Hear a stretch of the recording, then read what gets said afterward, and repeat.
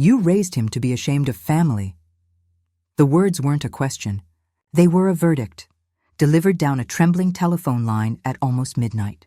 My son, Daniel, who was usually so calm, was yelling, a strangled, frantic sound I hadn't heard since he was 12 and his father had left. The phone had rung 57 times before I finally picked it up. 57 desperate attempts from the son who couldn't be bothered to call me once a week unless he needed a favor.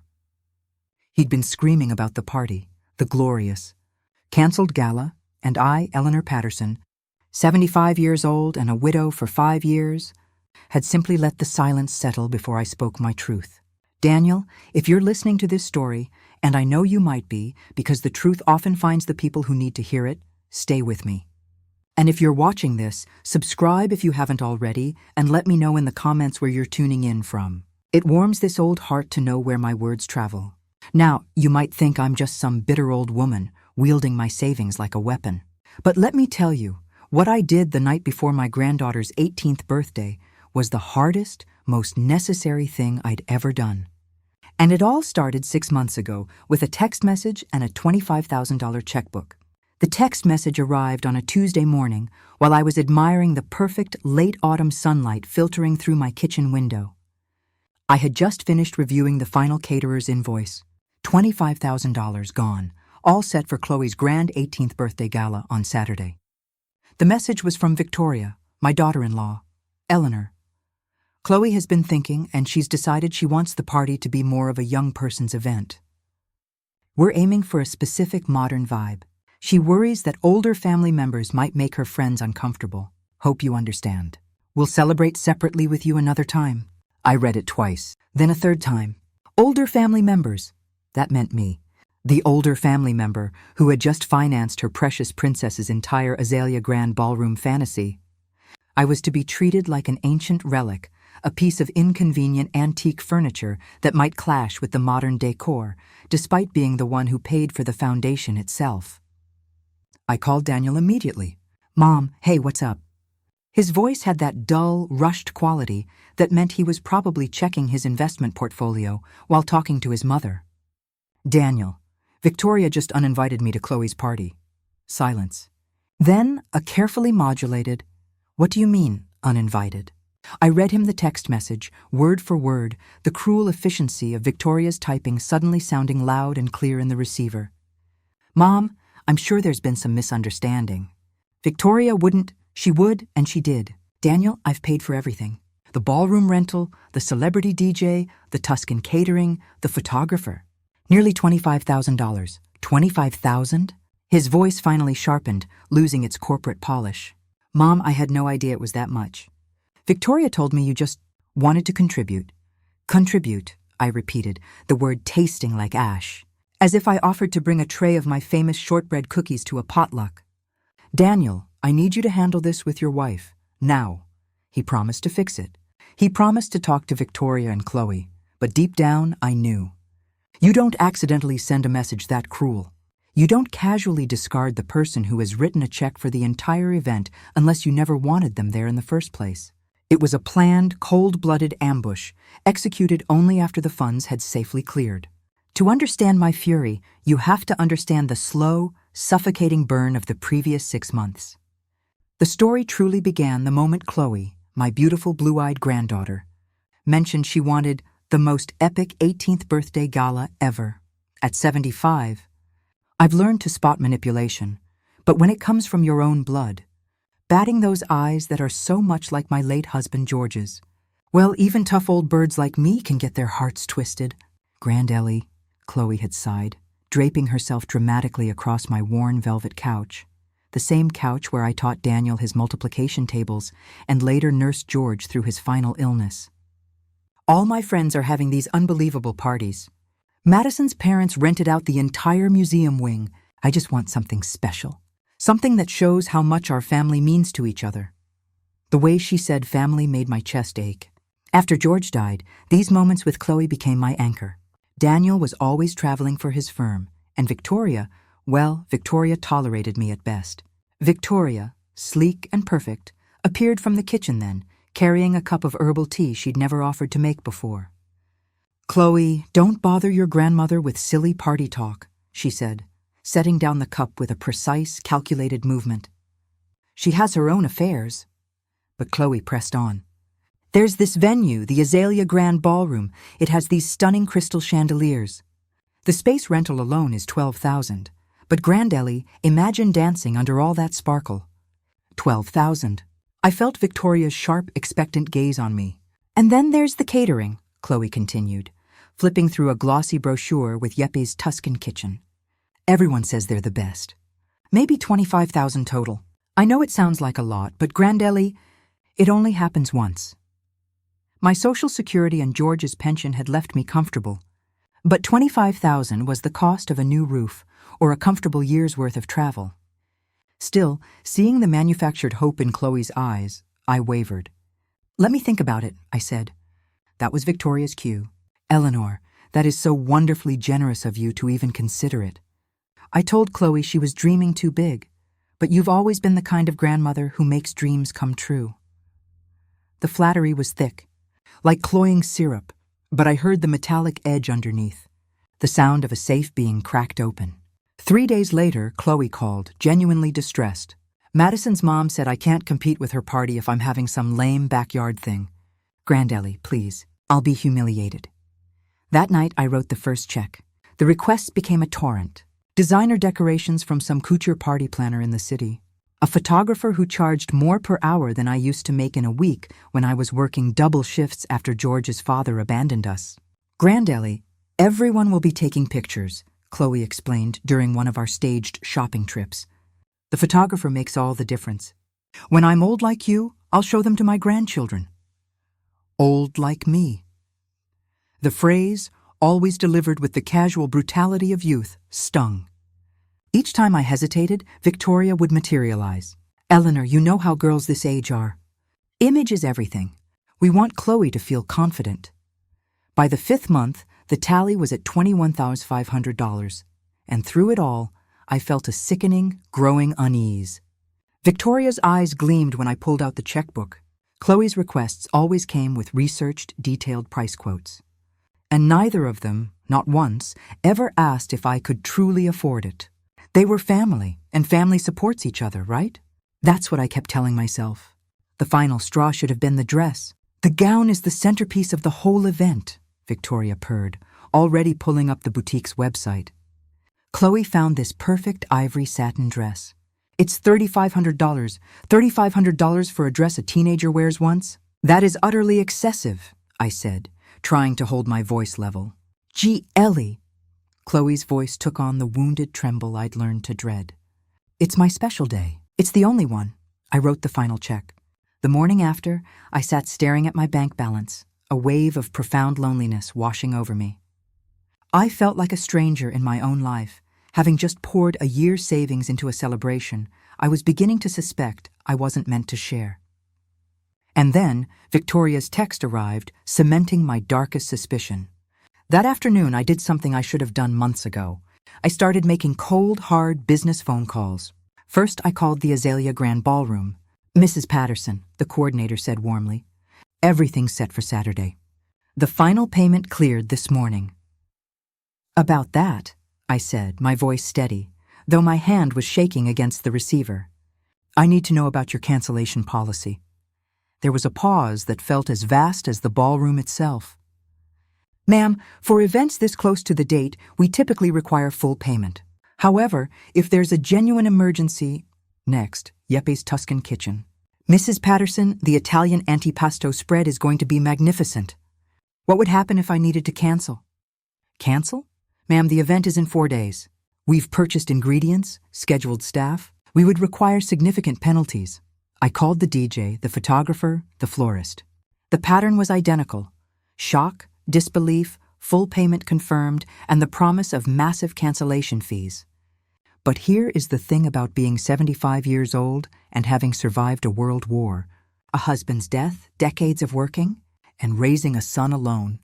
You learn that sometimes the most expensive option is still the right option, and the most expensive thing to buy back is your own self-respect. By 5 o'clock, I had a complete understanding of the financial and logistical fallout. And more importantly, I had a plan, Chloe called that evening, her voice falsely bright. Gee, Ellie, are you so excited for Saturday? You'll love the ambiance. Are you excited for me to see it, Chloe? I asked, cutting through the pleasantries. Because your mother seems to think I won't be attending. Her voice faltered. Oh, that. Gee, Ellie, don't be upset. It's just my friends think family parties are kind of, lame. I see. And who paid for this party that's too lame for family? Silence. You did, Ellie, but you wanted to do something special for me. I wanted to celebrate with you, sweetheart. There's a difference. More silence. Chloe, let me ask you something that's the only fair question in this whole mess. If I hadn't paid for any of this, would you still want me there? The longest pause yet. When she finally answered, her voice was tiny, stripped of all its youthful confidence. Ellie, that's not fair. But it was. It was the only truth left. Thursday brought Daniel to my door, looking rumpled and defeated. Mom, we need to talk, he started, sinking onto the velvet couch without being offered coffee. Victoria explained everything. Chloe is going through a phase. You know how teenage girls are about appearances. Do I? I countered, standing by my mantelpiece, refusing to meet his eyes. Enlighten me, Daniel. Tell me about this phase where accepting nearly $25,000 from your grandmother and then uninviting her is considered normal behavior. He ran a hand through his thinning hair, a gesture I recognized from his difficult teenage years. It's not about the money, Mom. Isn't it? Because from where I'm sitting, it looks exactly like it is. Victoria and Chloe got what they wanted, and now they're discarding the inconvenient old lady who provided it. Mom, you're being dramatic. Dramatic, I sighed, looking him straight in the eye. The word every woman hears when she dares to point out being treated badly. Daniel, if your daughter is embarrassed by her own grandmother, what does that say about how you and Victoria have raised her? He flushed. That's not fair. What's not fair is teaching a child that love comes with a price tag, and that family members are disposable once they've served their purpose. I walked to my desk and returned with the folder I'd prepared the night before. Inside were copies of every check, every receipt, every invoice. $25,185, I said, spreading the papers across my coffee table. That's what your daughter's embarrassment of me cost. Daniel looked at the documents, his face growing paler with each page. Jesus, Mom, I had no idea. Your wife did. Victoria knew exactly how much I was spending because she helped Chloe ask for most of it. I watched understanding dawn in his eyes. Daniel might be conflict avoidant, but he wasn't stupid. She orchestrated this whole thing, didn't she? What do you think? He looked utterly defeated. What do you want me to do? I want you to be a man. I want you to explain to your daughter that actions have consequences. And I want you to have a serious conversation with your wife about respect. And if I do that, you'll forgive and forget? I smiled, a thin, chilling expression. Oh, Daniel, I'm afraid it's a little late for that. What do you mean? I mean, I've already made some phone calls. Turns out when you pay for something in full, you have certain authorities. His face went white. Mom, what did you do? Nothing yet. But I have until tomorrow night to make some final decisions about Saturday's event. I wouldn't what? Exercise my right to cancel services I've paid for? Decide not to fund a party I'm not welcome to attend? I'm simply applying the same logic Victoria and Chloe used. If I'm too embarrassing to attend the party, I'm probably too embarrassing to pay for it too. He left, promising to fix everything. I knew he wouldn't. The moment Daniel chose avoidance over integrity, the battle was lost for him. Friday. Afternoon arrived without a single phone call of genuine apology. Chloe sent a group text. Can't wait for tomorrow. Going to be the best night ever. Love you all. As if the week of betrayal could be erased with heart emojis. Victoria texted me privately an hour later. Eleanor, thank you for understanding. We'll make sure to take lots of pictures for you. Pictures. She wanted me to be grateful for pictures of the lavish party I'd funded, but wasn't allowed to see with my own eyes. At noon, Daniel called. "Mom, Chloe is ecstatic. Look, maybe we could just let this whole thing slide. You know how girls her age are. Emotional, dramatic. And what about 40-year-old women married to my son? Are they also exempt from thinking things through? Has Chloe called to apologize?" "She's been really busy with final preparations." That's not what I asked. "No, she hasn't called. Has Victoria acknowledged what she's done?" "Mom, Victoria feels like you're making this into a bigger deal than it needs to be." "I see.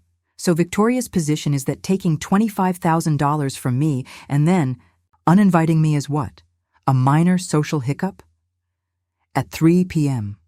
Friday, 48 hours before the grand gala, I made my final decision.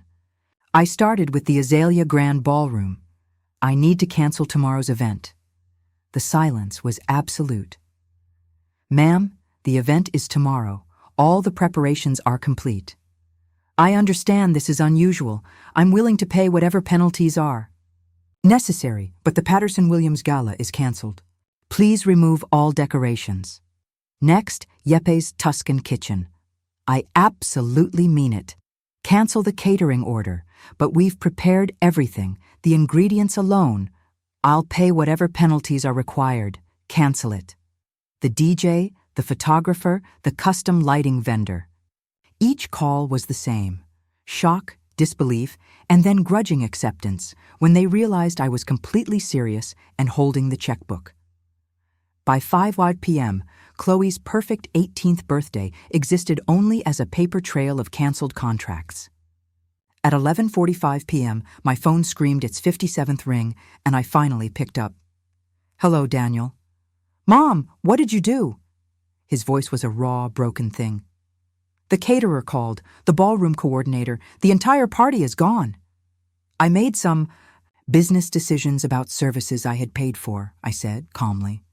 "Business decisions? Mom, Chloe's party is tomorrow. You can't.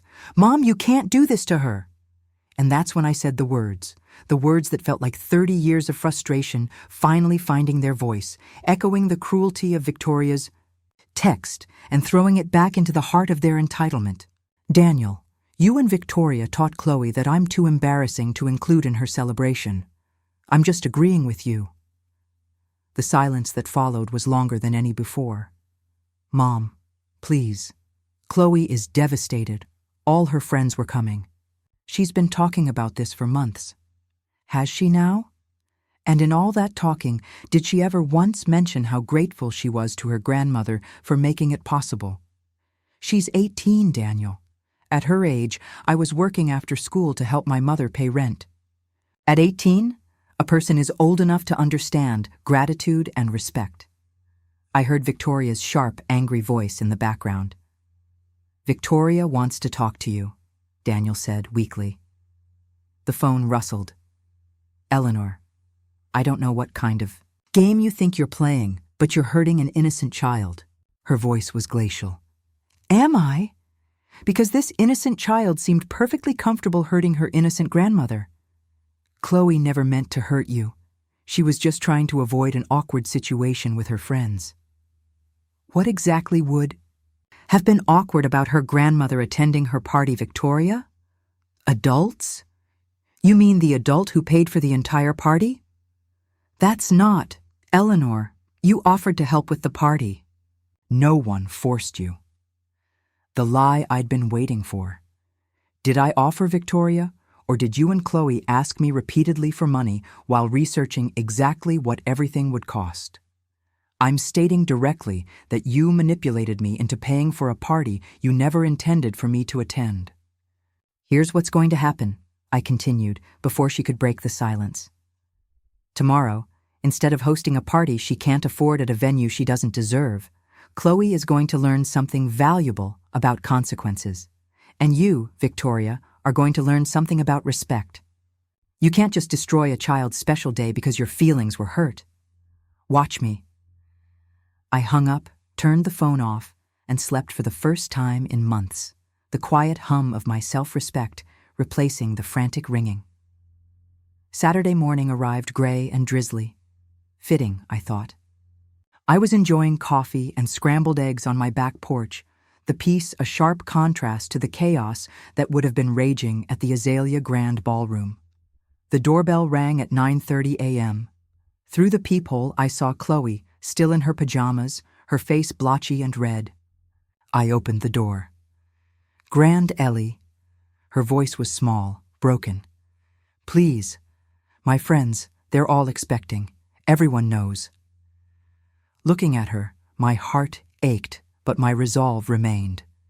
She was still my granddaughter, but she was also the young woman who had seen me as an ATM. "Chloe, can you tell me why you thought it was acceptable to take money from someone you were planning to uninvite?" Her face crumpled. "I didn't. Mom said, 'Grand Ellie, I never meant for this to happen.'" "What did you mean to happen? You wanted a perfect party, and you thought a perfect party couldn't include your grandmother. Tell me the truth. Were you embarrassed of me?" The truth was in her eyes before she could form the word to deny it.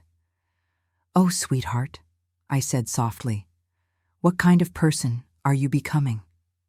She dissolved completely, sobbing on my doorstep. That's when I knew this wasn't about revenge. It was about salvation, not mine, but hers.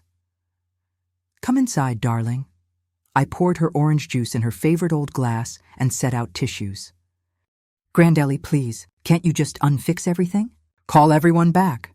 Tell them it was a mistake." "Fix what exactly? The contracts are canceled, the deposits are lost. But more importantly, something between us broke this week, and it can't be fixed with a few calls." "I love you, Grand Ellie." "Do you? Or do you love what I can do for you? When's the last time you called me just to talk? Not to ask for something, not because your parents made you, but because you wanted to hear my voice. When's the last time you asked about my life? How I'm doing since Grandpa George died? Relationships aren't one-way streets, Chloe. For 6 months, you and your mother treated me like a bank account with legs." Before she could answer, the doorbell rang again. Victoria, looking like a bomb had exploded in her walk-in closet. "Where is she?" Victoria demanded, pushing past me into the kitchen. "Chloe, get in the car now. Your grandmother is manipulating you, just like she manipulated us." I let out a harsh laugh. "What did I manipulate you into doing, Victoria?" "You made us think you wanted to help with the party." "I did want to help. I also wanted to attend. That was never discussed." Chloe looked between us, her face shifting from grief to dawning comprehension. "Mom," she said slowly, "did you always plan to uninvite Grand Ellie?" Victoria's pause was the loudest sound in the room. Her face cycled through denial and fear before settling on defensive fury. "Chloe, you said you wanted a party just for your friends." "I said I wanted a cool party. I never said Grand Ellie couldn't come. You convinced me it would be awkward for everyone, but you never said anything about Grand Ellie paying for everything." "Your grandmother offered." "She offered because you and I asked her to." Over and over again. Chloe's voice grew stronger, shaking off the fog of her mother's influence. "And now all my friends know about the party, and nothing's happening, and everyone's going to think I'm a liar." Victoria turned on her daughter. "Chloe, stop making this bigger than it is. Your grandmother is being vindictive because her feelings got hurt." "Vindictive?" I smiled slowly. "Victoria, if I hadn't paid for this party, would Chloe have been upset about not having it?" "It's not the point." "It's exactly the point. You created a situation where Chloe felt entitled to something she couldn't afford, then excluded the person who made it possible." "We were going to include you in other ways," Victoria stammered. "Pictures, stories about the party. So I could pay $25,000 for the privilege of hearing about the fun I wasn't allowed to have." Chloe was staring at her mother with utter horror. "Mom, that's awful. I understand that Grand Ellie paid that much for something she wasn't allowed to attend." Victoria's composure cracked completely. "Your grandmother has plenty of money. It's not like this was a hardship for her." I froze. "Excuse me? Well, George left you very comfortable. It's not like you have anything else to spend money on. You just sit in this big house all day." The audacity was breathtaking. In her mind, my money wasn't mine because I didn't have the right kind of expenses. I was a reservoir waiting to be tapped. "Victoria," I said, my voice dangerously soft. "Whether I can afford something doesn't give you the right to take advantage of me." "No one took advantage." "Mom, yes, you did," Chloe stated, her voice steady now, turning to face her mother. "We both totally took advantage of Grand Ellie." "Emma, no, Mom. Let me talk." Chloe went to the hallway and returned, holding an old photo album from my nightstand. "Look at this picture, Mom. My 8th birthday." In the photo, I was kneeling beside a delighted 8-year-old Chloe, helping her blow out candles. Victoria stood in the background, checking her phone. "And this one," Chloe continued, flipping the page to her school play 2 years ago. I was in the front row, clapping enthusiastically. Victoria was visible in the back, talking to another parent. "And this one, my middle school graduation. Grand Ellie has her arm around me, both of us beaming." "Mom, you were turned away, talking to someone else." Chloe lowered the album, her eyes filled with a sad, adult realization. "I never noticed before. But Grand Ellie, you're in all my important moments. And Mom, you're there, but you're not really present. There's a difference." The wisdom of my 18-year-old granddaughter took my breath away. "And I treated her like she didn't matter," Chloe finished, tears starting fresh. "I let you convince me that having her at my party would be embarrassing. Grand Ellie, I am so sorry. Not just for the party, for everything. For taking you for granted. For letting Mom make you feel unwelcome. I want to be the kind of person who deserves a grandmother like you." And that was the moment, standing in my sunlit kitchen, that my heart completely broke open, not from hurt, but from the sudden, cleansing rush of unconditional love. 3 weeks later, I was sitting in my lawyer Marcus's office, reviewing documents I never thought I'd need. "Are you certain about this, Eleanor?" Marcus asked, his gray eyebrows raised in concern. "I'm certain," I replied. "Marcus, I'm 75. My husband is gone. My son has proven he will choose conflict avoidance over his mother's well-being, and my daughter-in-law has just proven she's exactly who I always suspected she was." The cancellation was just the beginning. In the aftermath, Victoria had launched a campaign of calculated emotional abuse. She called my bank, claiming to be concerned about my mental competency, trying to gain access to my accounts. She texted Daniel relentless accusations about my erratic behavior and vindictive response. She was setting up a narrative where I was the unstable old woman who needed to be controlled. "What you're proposing will protect your assets," Marcus said, "laying out the paperwork for the new trust, but it will also create significant family conflict." "The conflict already exists," I told him. "I'm just refusing to pretend it doesn't." I took a deep breath. The trust gets everything. The house, the investments, George's life insurance. Chloe gets a substantial, irrevocable educational fund that Victoria can never touch. Daniel gets a modest inheritance when I die, but only if he has maintained a respectful and consistent relationship with me, documented by regular interaction and shared time. And if he hasn't, his portion goes entirely to the local children's literacy charity. "That's a powerful incentive for good behavior," Marcus noted. "It's also a test. If Daniel chooses Victoria's manipulation over his own mother's well-being, then he is not the son George and I raised, and he doesn't deserve his father's legacy." My house was transferred to the trust the next day. All my accounts were restructured. Victoria woke up Monday morning to discover that her financial motivation for maintaining a relationship with me had been completely eliminated. "And Chloe?" Marcus asked. I smiled, genuinely, for the first time in weeks. "Chloe has been calling me every day since the party incident. Real calls. About her classes, her friends, whether she should try out for the debate team. She's also started asking about George, what he was like, about our life together. That's wonderful. She's becoming the person I always knew she could be. Sometimes people need to see the consequences of their choices before they can change." 6 months later, Chloe stood on a stage, not at a lavish, canceled party, but at her high school graduation, having earned a full scholarship to her dream university. I sat in the front row, crying proud, silent tears as she delivered a speech about integrity, courage, and the people who love us enough to hold us accountable. After the ceremony, she found me in the crowd, her face radiant. "Grandelli, there's something I want to tell you," she whispered, pulling me into a hug. "What's that, sweetheart?"